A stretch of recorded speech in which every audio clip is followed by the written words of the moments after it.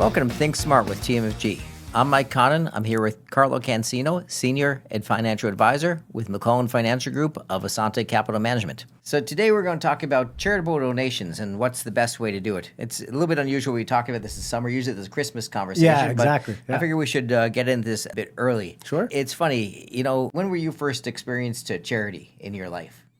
Oh, well, I mean, you'd often get friends doing pledges for a run or some sort of event where they were just raising money for a different charity. So I was young. Yeah, it was funny. I remember I used to go to church. I still should, but I used to always go to church, and my mother would bring me in church, and they'd pass around the basket. Yes, exactly. In the church, and it would get passed around. And I remember I think this was back in the 70s, so my mother would always give me a dollar bill, and I put my dollar bill in, right? And you went through, and as we go past people, some people had envelopes, right? And they push in the envelopes, and I'd always figured those were the rich people. And at that time, I was, 5, 6 years old. I thought, well, they don't want me to know how much they're going to put. They don't want to embarrass anybody. They're throwing tons of money in there, right? And then later on, I realized the reason why they did that was they put the names on the envelopes, and they get tax receipts at the end of the year for their donations. So they would put it all in and get the tax receipts. So, my naive mind of a 5-year-old thought a whole different thing on why that was going on. Yeah, I guess I wasn't getting any tax receipts for the coins I was throwing into the basket. So that's the one way where you get introduced to donations. Sure. So the one thing about donations, too, to remember, donating is the most important thing. It's not the tax break.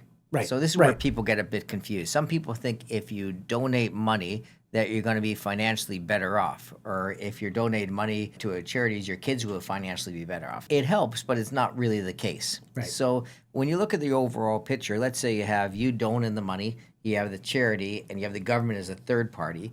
More will get distributed between yourself and the charity and less to the government when you do the donation. Right. But at the end of the day, if you donate money, it's still money that's no longer in your hand. So the main reason for doing a donation is not taxes. It's to get money to charities that you want to help people. So always keep that in mind because people get a bit confused over that. Sometimes people have significant life events that create a high income or a high capital gain in a certain year. Maybe they sell a cottage. Maybe they got a big payout from work or something like that. And they might be in a situation where they have a significant taxes that they'd like to reduce in that year. So that's sometimes when it can be very handy to do a donation too. So what are the options for donating? I guess the first one we just give cash, and you don't have, if you go to Canadian Tire, usually the Air Cadets are there. Yes. And if you give that money, there's no receipts or anything. You just give money to charity, and that's it. Right. And so what are other things that you can do? Well, you could be doing online donations, setting up monthly withdrawals to go towards the different charitable foundations or different associations. As you said, people are doing runs all the time, things for charity and cycles and that, so you can do that to help an organization. Also, an interesting thing is most charitable organizations now have an account set up where you can actually donate shares. Right. And most churches, any established charity generally has a system where you can donate a share. Now, what's the advantage in doing that? Well, definitely. If you've got the wealth and you want to donate it, yes, the shares are worth a value, so the church or the organization will receive it. But the benefit to you donating shares is that if there is a capital gain realized on that donation, you don't realize it on your own tax return. You do not have to pay the tax on that capital gain because you are donating it to a charity. In essence, when you do that, number one, charities can get money because they're going to convert that. They don't have to hold on to your shares. They can convert that to whatever they want immediately. So number two, you're going to get a charitable donation receipt for that. Yes. So that's a second benefit. And number three, you're not going to have to pay tax on the shares you donated, which would have been due eventually, so you don't have any capital gain tax. Right. So if you bought something a long time ago, it has, maybe 100% of a capital gain on it, you avoid paying any of that capital gain. So that sounds like a pretty good system. No, definitely. You can also the charity beneficiary of an insurance policy. So that's another way to get donations done through insurance policies. Very easy to do. We always tell people when they're doing their wills, try not to leave percentages to charities because it can create a nightmare for an estate. But in an insurance policy, because it's a fixed amount of money, it's very easy to designate a charitable organization as a beneficiary to that. You can also do that in your tax-free savings accounts or registered RIPs accounts, or RSPs, RSPs, anything like that too. Here's another great option. There's something called, we know what a foundation is, right? You've heard of the Bill and Melinda Gates Foundation. It was funny before this. I just looked up the Howard Hughes Foundation, which was one of the first big charities that was established. And what people do is create foundations that continue to do donations well after they're no longer with us. And for people with any type of, it used to be for people with significant net worth, these foundations were a great thing to do. Problems with them, they were very expensive to set up because you needed accountants, you needed people to, register the charity, to keep all the books on the charity. So it was a very expensive proposition unless you were in the situation of, Howard Hughes or Bill Gates or something to do it. It might not have been worthwhile. Well, I think it's a great way to leave a legacy for your family, for your name.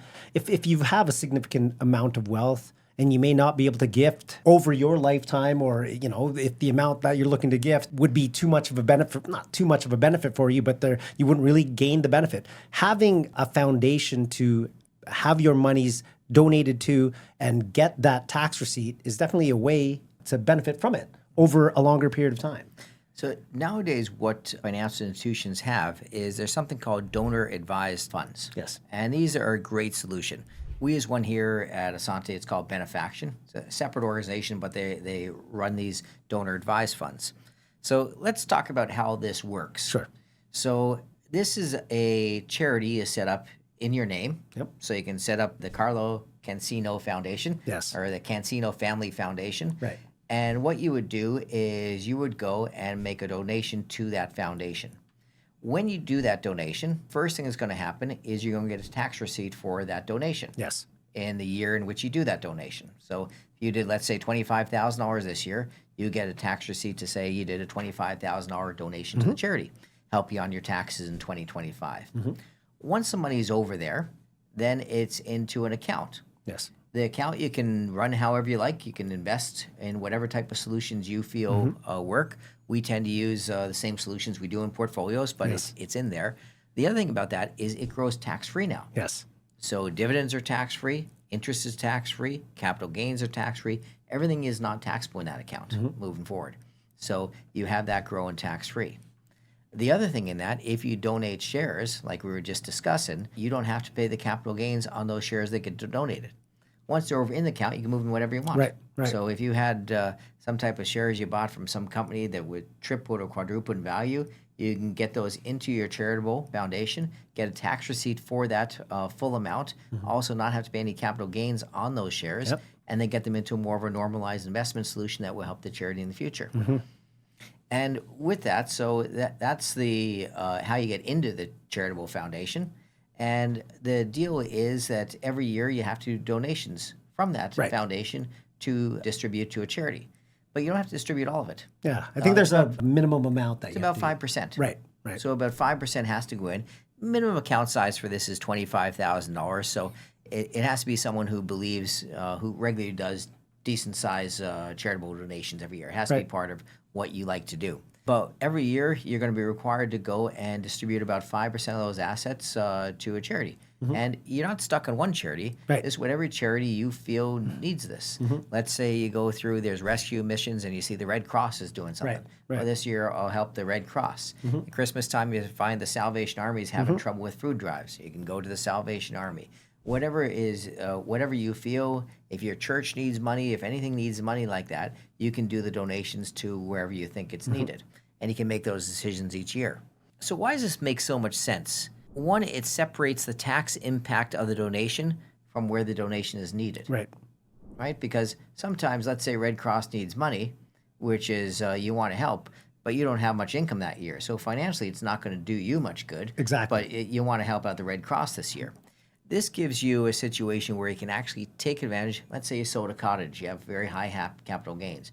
Take advantage of the tax break that year, put some money in this foundation. It grows tax-free and continue to use in the future when charities need those funds. Because you can change the charities each year, it also allows you to make changes. If you found one charity you're using wasn't doing a great job with how they distributed their funds, well, you don't donate to them anymore. You change it around and go to a different one. Also, other people can make a donation to your charity. So let's say you have the Cansino Family Foundation, right? And then if I wanted to do a donation, let's say I came up and said, I want to thank you for something. Say, oh, I don't want money, but you can do a donation to my foundation. And again, it goes in there. you can never have the money back from your foundation. It has to go to charity. Right. But the person who does the contribution to your foundation will get a charitable receipt themselves for donating to your foundation. So it's a pretty good situation like that. I guess the other question is, what happens once you die? Right, right. This foundation is there. What happens with that money? The account does not die with you. Right. The account continues. This is the reason why we had this set up. You could have it donate on death. So some people say just have it donate and distribute the assets to these charities when I pass away. Otherwise, you can put someone in charge and say, you know, this is going to be, you can run this charity in the future, and they can decide not to ever put any extra money in it, just distribute that 5% a year each year to whatever charities they see fit. It's a great family planning thing for grandparents or parents to say to their kids, here's a foundation I'm going to leave you, and you can't take the money out of it. Right. So, but what I'm going to do is I'm going to make sure it's there for you to run, and together as a family, let's go decide who you can help that year. So, And I think that's one of the best things about the donor advised funds is the flexibility it allows. You're not locked in, like you said, to one foundation where you thought maybe the money was being mismanaged. You could, or there was another association that was doing good things you heard about and you wanted to benefit them. It acts as a legacy beyond your life. Yeah. You want your children, your grandchildren to be involved. As long as there is money in the foundation, there are donations to be made to benefit other foundations. think of how great that conversation would be. Think about as a grandparent, you went and created this where your grandkids are sitting around together. You have 10 grandkids that are sitting in a room. Right. Say, granddad has extra money. He put this, let's say there's $100,000 in here. Let's decide who's going to need it. We have to distribute $5,000 Right. this year. Let's, as a family, decide where we're going to do that. Yeah. And it's just a great creation, Yeah, right? yeah. So I think it's a really unique vehicle for people who are in this situation that can take advantage of it. For sure. So that brings us to another episode of Think Smart with TMFG. Thank you very much.